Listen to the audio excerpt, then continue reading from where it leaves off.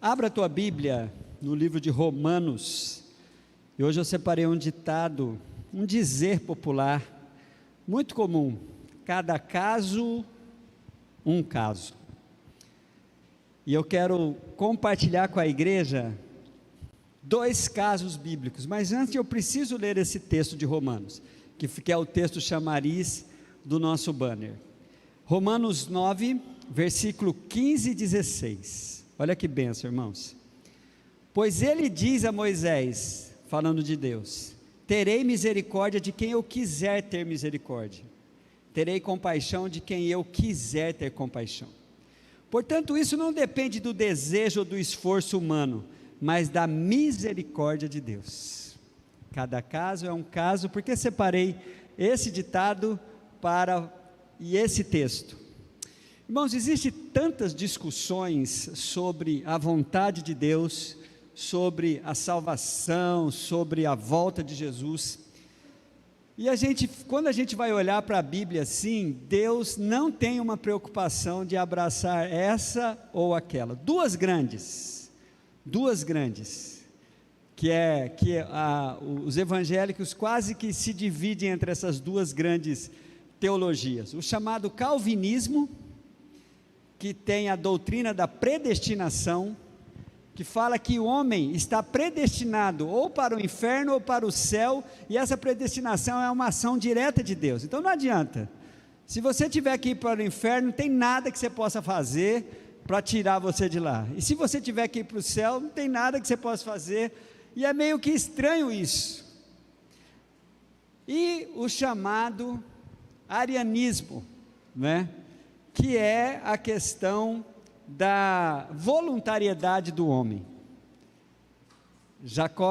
Arminianismo, não arianismo, desculpa, é arminianismo, que é, se nós fôssemos identificar assim, irmãos, a Igreja Batista é uma igreja arminiana, se fôssemos colocar entre esses dois. A Igreja Presbiteriana é uma igreja calvinista, e a Igreja Batista é uma igreja arminiana. Por quê? O que Jacob Arminius pregava, ensinou, e acabou virando uma tendência, de que o homem é voluntário diante da proposta da salvação.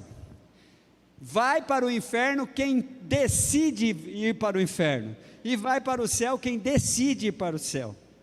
Basicamente é isso. Agora, quando você vai para a Bíblia, é tão interessante que cabe muito bem, irmãos, essa questão de cada caso é um caso. Esse ditado é aquele ditado quando a gente não pode coletivizar as coisas, né? Quando a gente tem que analisar cada situação, cada caso, para não jogarmos, não ser tudo farinha do mesmo saco, não é? Jogarmos tudo numa mesma, numa coletivação, numa coletividade de análise.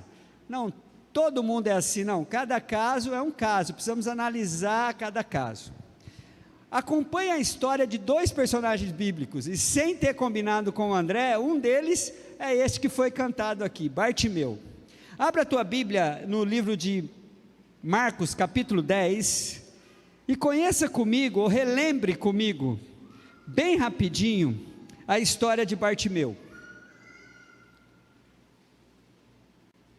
O que diz a Bíblia em Marcos 10, a partir do versículo 46? A Bíblia diz assim, então chegaram a Jericó, quando Jesus e seus discípulos, juntamente com uma grande multidão, estava saindo da cidade. O filho de Timeu, Bartimeu, que era cego, estava sentado à beira do caminho pedindo esmolas. Quando ouviu que era Jesus de Nazaré, começou a gritar: Jesus, filho de Davi, tem misericórdia de mim. O André acabou de cantar, né? Muitos repreendiam para que ficasse quieto, mas ele gritava ainda mais: filho de Davi, tem misericórdia de mim. Jesus parou e disse: chamem-no. Então chamaram o cego: ânimo, levanta-te, ele está te chamando. Lançando a sua capa para o lado, de um salto pôs em pé e dirigiu-se a Jesus.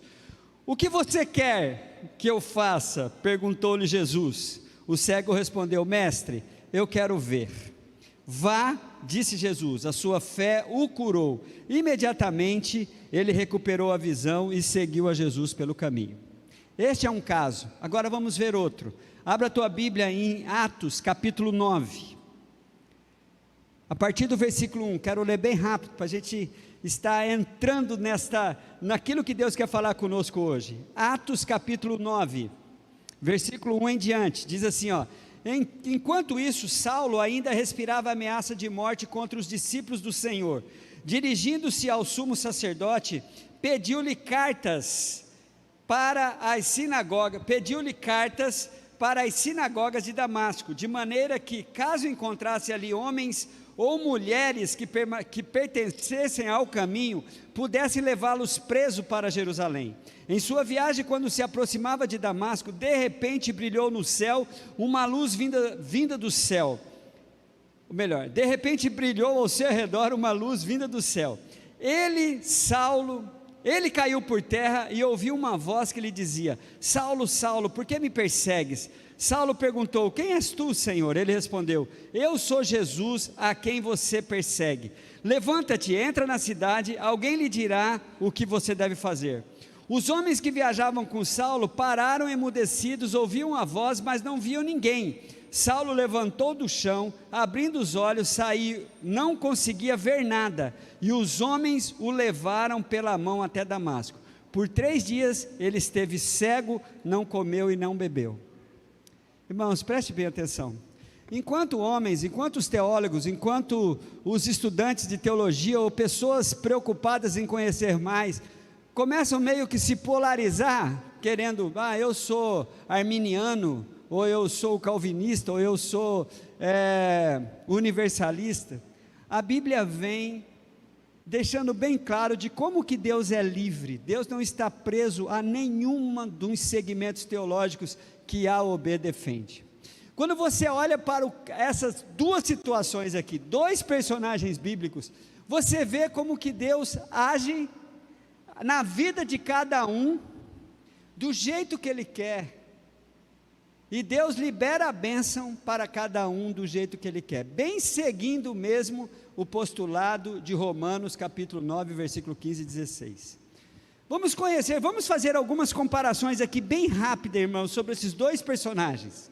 Bartimeu, que esse não é o nome dele não aparece na Bíblia. Essa expressão Bartimeu quer dizer filho de Timeu, filho, Timeu, pai, então filho de Timeu, e a gente já apelidou ele de Bartimeu, então o nome do cara é Bartimeu, mas isso não é um nome, tá? É uma expressão, filho de. Muito bem, nós vamos encontrar aqui Deus tratando cada caso sendo um caso. Primeiro, Bartimeu, a primeira coisa que a Bíblia fala sobre ele é que ele era um cego que estava sentado à beira do caminho pedindo esmolas. Essa é a identificação. E Paulo, como a gente conhece Paulo? A gente conhece Paulo, ele um homem poderoso, documentado, em uma cavalgadura, não estava à beira do caminho, estava no caminho oficial, indo em direção a uma outra cidade, com toda a pompa de alguém que era uma autoridade do seu segmento religioso, e tinha autoridade para prender, para perseguir, para condenar os seguidores do caminho, que naquela época era identificado assim, que eram os crentes da época. 2 diferenças, um à beira do caminho marginalizado, e o outro poderosão, em cima da sua cavalgadura, provavelmente o seu cavalo. Mais coisas que a Bíblia deixa entre esses 2 homens. Bartimeu, olha aqui para mim, irmãos, que coisa tremenda, apesar de ser cego, apesar de não enxergar nada, ele conhecia Jesus, ele sabia quem era Jesus. Impressionante. A Bíblia não dá o fundo histórico desse conhecimento de Bartimeu, mas ele era um conhecedor de Cristo, a ponto de chamá-lo, a ponto de chamar a atenção de Jesus. E a expressão que ele usa é uma expressão de quem conhecia um pouco mais do que os outros, porque ele fala: Jesus, filho de Davi, tem misericórdia de mim. E ele chama a atenção de Jesus, ele grita, Ele está ali mendigando, pedindo ajuda, mas de repente, quando ele percebe que é Jesus que está passando, ele começa a gritar. Paulo, apesar de enxergar, irmãos, apesar de ser um religioso, apesar de seguir a sua religião à risca, a ponto de entender que estava fazendo a vontade de Deus, ao fazer o que ele fazia, que era perseguir os cristãos, prender os cristãos. Apesar de enxergar muito bem com os seus olhos, ele não sabia quem era Jesus. Tanto é que quando ele tem a experiência, que a Bíblia vai dizer no capítulo 4 e 5 de Atos, quando ele cai por terra, ele ouve uma voz, e ele ouve aquela voz, Saulo, Saulo, por que me persegue? E ele pergunta, quem és tu, Senhor? Ele não sabe quem é Jesus. Ele não sabe quem é Jesus. Bartimeu, as realidades começam a ser mudadas aqui, irmãos. Bartimeu estava no chão, estava lá à beira do caminho, e foi levantado. A Bíblia fala que ele se levantou, ele recebeu o estímulo. Quando você olha para o versículo 50, ele recebe o estímulo, aí vamos, levanta, ele está te chamando. A Bíblia diz que ele lança sua capa para o lado, de um salto, se põe de pé e dirige para Jesus. Olha que coisa tremenda, irmãos, cada caso é um caso mesmo. Quando você olha para Paulo, Paulo estava em sua cavalgadura, provavelmente. Paulo não estava sentado, Paulo estava, e ele vai ao chão. Enquanto um é levantado, o outro é derrubado ao chão. A Bíblia diz, e caindo em terra, ouviu uma voz que dizia, ele cai por terra.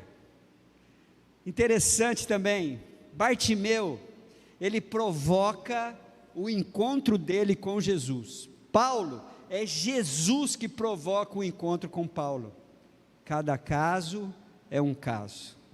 Bartimeu, ele começa a gritar, Jesus, filho de Davi, tem misericórdia de mim. Ele põe-se de pé, ele se dirige até Jesus. Jesus foi até Paulo. Quem és tu, Senhor? Diz Paulo. O Senhor responde, eu sou Jesus, a quem você persegue. É interessante, irmãos, que totalmente cego, mas totalmente consciente da sua situação, sabendo o que queria, a ponto de Jesus fazer a pergunta mais óbvia para o ceguinho, o que você quer? O cego poderia falar, nada não, Senhor, se eu soubesse que o Senhor ia fazer essa pergunta, eu não ia perguntar, né? Mas não, Jesus está querendo saber o que aquele cego, o que você quer mesmo? Aquele homem tinha uma consciência, Paulo não tinha noção, ele estava sinceramente errado, irmãos. Olha que coisa, né? Um indivíduo, mas eu sou sincero, eu tenho a minha religião, eu faço, mas olha, a sua sinceridade, ela muitas vezes pode estar te afastando de Deus. A sua fidelidade a um sistema religioso pode estar te afastando de Deus. Porque, irmãos, é interessante. Paulo pergunta, quem és tu, Senhor? Eu falei, eu sou Jesus, e você está me perseguindo. Você tem noção disso? Será que eu estou fazendo isso? Será que Paulo não tinha consciência nenhuma do que ele estava fazendo? Bartimeu, ele é indagado por Jesus, o que você quer que eu faça? No caso de Paulo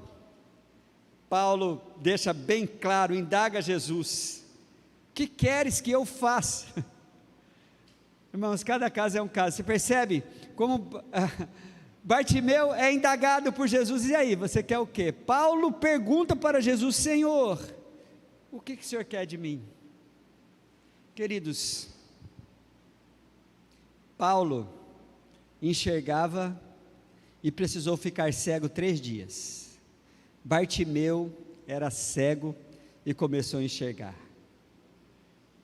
Quando ele diz o que ele queria, Jesus deixa bem claro, vai, a tua fé te curou. E a Bíblia diz que imediatamente, Paulo precisou ficar cego, e eu acredito, irmãos, a Bíblia fala que ele ficou cego por 3 dias, até chegar à rua direita, lá em Damasco, procurar um discípulo de Jesus chamado Ananias, e esse discípulo orou por Paulo, e meio que como duas escamas espirituais, cai dos olhos de Paulo, e só depois de 3 dias, e eu acredito que essa cegueira era aquela cegueira necessária para Paulo olhar para dentro de si, e ver ali dentro quanto dentro dele, o que ele precisava enxergar dentro dele, para depois ter os seus olhos abertos. Quando você vai olhar para o versículo 8 e 9, você vai encontrar: e Saulo levantou-se por terra, abrindo os olhos, não via ninguém, estava cego, e foi guiado pela mão. Ele era o líder da caravana, ele que ia à frente, quando é a autoridade máxima, ele ia à frente assim da tropa. Agora ele é guiado pela mão e conduzido até Damasco. A Bíblia diz no final do versículo 9, que ele ficou 3 dias cego e em um jejum ali intermitente, não comeu e nem bebeu, para olhar para dentro de si. Gente, que cada caso é um caso. Vocês percebem como não dá para pegar Deus e colocar dentro do calvinismo. Não, Deus é calvinista. Você não pode colocar Deus dentro do arminianismo. Não, Deus dá sempre a oportunidade. Deus é livre, Ele está fazendo o que quer com quem precisa. Tem pessoas que Deus dá liberdade, irmãos, para escolhê-lo, e tem pessoas que, conforme Santo Agostinho disse, é impactado pela graça irresistível de Deus, e quando ele se encontra com o amor de Deus, ele não consegue fazer outra coisa, a não ser abraçar esse amor, deixar ser abraçado. Tem gente que fica com lenga-lenga, não sei se vou, não sei se fico, estou desanimado. Mas tem gente que, quando tem uma experiência com o Evangelho, não consegue fazer outra coisa, senão cada vez mais se aprofundar no Evangelho. Quando eu olho para esses 2 personagens, Deus trata cada um da sua maneira diferente, mas com um objetivo só. Esse objetivo Deus não muda. O que Deus quer, qual é a manifestação da vontade de Deus? Tudo que Deus faz, queridos, é para alcançar o desejo que Deus tem no coração, que está escrito em 1 Timóteo capítulo 2, versículo 4 e 5. A Bíblia diz assim, Deus deseja que todos os homens sejam salvos, e cheguem ao conhecimento da verdade. Deus trata cada caso sendo um caso. Tem gente que não consegue resistir, tem gente que adia, tem gente que fica orbitando em volta e não entrega a vida para Jesus, porque as igrejas conhecem um crente pica-fumo, como diria o irmão Robson, né, Robson? Conhece os crentes pica-fumo aí, não quer saber de Jesus. Mas, gente, Deus não tem uma outra intenção com você, a não ser provocar a sua salvação. Teve uma coisa que aconteceu no final desses 2 casos tão diferentes. Esse é o desejo de Deus. E a Bíblia continua dizendo no versículo 5 de Timóteo, que Deus quer que todos cheguem ao conhecimento da verdade, e o conhecimento da verdade só é possível quando você vai através de um mediador. Versículo 5 de 1 Timóteo 2, pois há um só Deus, e um só mediador entre Deus e os homens, Cristo Jesus. Sabe o que aconteceu com esses 2 casos diferentes? Ambos, ao terem a sua experiência, um era cego, voltou a enxergar, um enxergava, ficou cego, um estava montado, caiu ao chão, outro estava no chão, foi levantado. Um conhecia Jesus, o outro não conhecia Jesus. Ambos, ao final, teve um encontro transformador com Cristo. Ambos chegaram a uma expressão que eu gostaria muito de achar quem foi o pedagogo que disse essa frase. Um dia eu vi em um livro. Ambos chegaram no mesmo caminho, mas eles caminhavam diferente. Quando se trata do Evangelho é assim, o caminho é o mesmo, é que a gente caminha, cada um caminha do seu jeito nesse caminho, mas desde que o caminho seja Jesus. e desde que o seu jeito de caminhar não comprometa a verdade que é Cristo, e desde que o seu jeito de caminhar não comprometa você levar uma vida que é Jesus, porque ele diz: eu sou o caminho, a verdade e a vida. Bartimeu e Paulo, ambos seguiram a Jesus, ambos tiveram um encontro com o desejo final de Deus, é que o homem chegue à salvação. Então, eu quero que você tenha essa expectativa. Não tente fechar a Deus dentro de uma doutrina, mas eu creio assim, olha, a maneira que você crê é uma maneira limitada da revelação de Deus. O certo é que o Senhor é livre para fazer o que quer, com quem quer e aonde quer. Eu tenho a minha crença pessoal, eu tenho a minha crença, tira essa parte de pessoal, porque aí vira uma redundância danada. Eu tenho a minha crença. A minha crença é que nós somos voluntários, nós podemos dizer sim ou não. O caminho que eu ando pela Bíblia, eu acho que você pode resistir à salvação. Você pode escolher não querer. Mas se por acaso está ficando já insuportável, você não tem paz, decida fazer o que aqueles dois homens fizeram. Ambos, depois do seu tratamento com Deus, decidiram. Aí conheça, a história de Bartimeu acaba ali ao final do versículo de número 50 de Marcos, mas a história de Paulo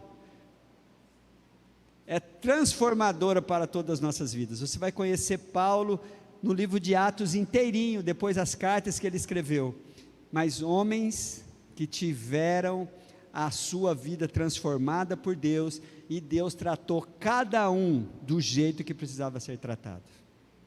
Não tenha dúvida disso. Nessa noite aqui, irmãos, nessa noite aqui, tem Paulos e Bartimeus. Os dois estão aqui. Os dois estão aqui. Talvez você não esteja definindo muitas coisas, você não está conseguindo enxergar as coisas. O Senhor quer curar a tua visão hoje. Você está achando que sabe demais, que vê todas as coisas claramente, a sua vida está tudo certo. Há uma possibilidade de Deus mudar isso, de Deus fazer você olhar para dentro de si e ver o que precisa. Quando você falar: Senhor, o que eu quero é que eu faça, o Senhor vai te dar a direção. Eu quero então que você saiba que Deus vai tratar de cada um, porque para o Senhor, cada caso é um caso. Amém? Vamos aplaudir ao Senhor.